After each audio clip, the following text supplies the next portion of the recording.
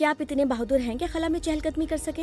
जब भी कोई एस्ट्रोनॉट स्पेसक्राफ्ट से बाहर निकलता है तो इसे स्पेस वॉक या खला में चहलकदमी कहते हैं। पहली मर्तबा एलेक्सी लेनोफ ने मार्च 1965 में स्पेस वॉक की, लेकिन ये तबाहकुन होते होते बची।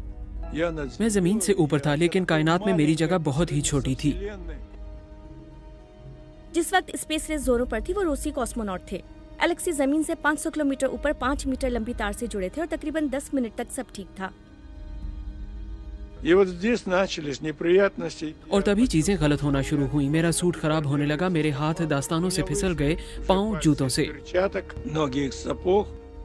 एटमॉस्फेयर की कमी की वजह से एलेक्सी के सूट में हवा भर गई। इस दौरान टीवी पर लाइव फीड को मुनक़ता करके मुजार्ट चला दिया गया। मैं एयरलॉक में फिट नहीं हो रहा था और 5 मिनटों में मैं जमीन के साए में आ जाता तो कुछ न देख पाता। ग्राउंड कंट्रोल को रिपोर्ट किए बगैर मैंने अपने सूट से निस्फ हवा निकालने का फैसला किया।